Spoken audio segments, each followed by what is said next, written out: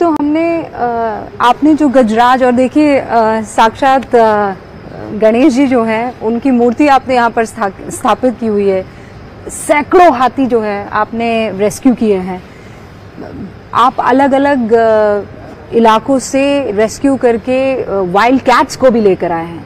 In fact प्रधानमंत्री नरेंद्र मोदी का भी प्रोजेक्ट टाइगर को ले लीजिए, जो कीनिया से चीता लाए गए थे उनको। प्रधानमंत्री तो हम सब के लिए बहुत बड़ा एक प्रेरणा है। प्रधानमंत्री ने जो भारत के लिए किया है और जो वाइल्ड लाइफ के विषय में किया है, मैं मानता हूं कि उन्होंने एक बहुत बड़ी काम किया है कि चीता प्रोजेक्ट को सफल किया। प्रोजेक्ट लायन जो गिर में है, जो एकदम दुर्लभ है, उनके कारण सफल उन्होंने ये प्रोजेक्ट आगे बढ़ाया था और हम सब उनसे प्रेरणा लेते हैं। अगर हम उनका 0.5% भी जानवर के लिए करें, हमारे लिए बहुत बड़ी बात है। वो तो बहुत बड़ी सोच रखते हैं और कर सकते हैं। हम भी जितना हमारे से होता है हम जानवर के लिए करते हैं और उनसे जो प्रेरणा मिलती है वो कुछ अलग ही महसूस होता है। एक अलग ही पावर आ जाता है कि हम और कुछ करें। जब भी हम उनको टीवी पे सुनते कि प्रोजेक्ट लाइन है, जब वो चीता आए तो बहुत खुशी हुई। तब आपने रिलेट किया था इस बात से? बिल्कुल, ये तो हमारा एक सपना साकार हुआ। हमारे चीते जो भारत से चले गए थे, जो भारत से एकदम एक्सटिंक्ट हो गए थे, उनको वापस लाना बहुत बड़ी बात है। तो ये जो उन्होंने किया, ये एक बहुत काबिल तारीफ बात है। अनंत अंबानी का पैशन पूरे देश को समझ में आ गया है, लेकिन इस पैशन को क्या और आप पर देंगे और इसका कोई मुकाम है या जामनगर तक ये सीमित रहने वाला है? हम जामनगर में एक ऐसे केंद्र बनाना चाहते हैं कि हम कैपेसिटी बिल्डिंग यहाँ से करें।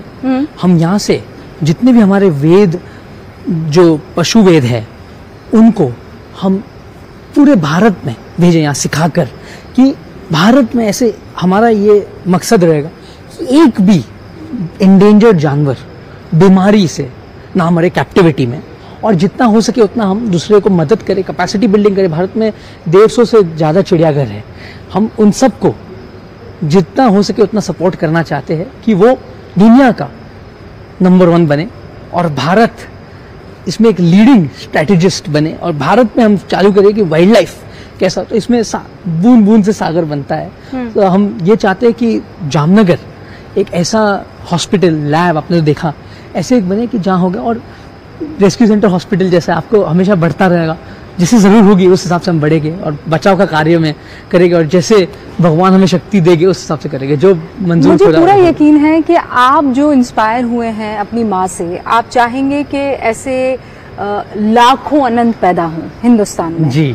लेकिन उसके लिए आपको इंस्पायर करना भी ज़रूरी है। तो एक आम आदमी जो ये जानना चाहता है, देखना चाहता है कि आपने किस तरीके की फैसिलिटी बनाई है, वो आ सकता है यहाँ पर? जी बिल्कुल। अब हम जैसे जानवर थोड़े सेटल हो जाए, हमारा जूलॉजिकल पार्क खुलेगा, हमारा हॉस्पिटल के लिए हम एक विजिटर गैलरी बनाएंगे।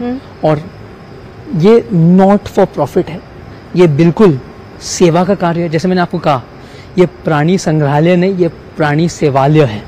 तो हम यहाँ लोगों को, यहाँ उनको एक अलग प्रेरणा से भावुक होकर कुछ जानवर के लिए करने ज़रूर बुलाएंगे। और हम ऐसे भी सोच रहे हैं कि हम कॉलेजेस और स्कूल के बच्चे के लिए एक एजुकेशन हब यहाँ तैयार करें कि उनका विजिट्स कराएं। और इस पर काम चालू है और जल्दी ही जनता इसका लाभ ले पाएगी।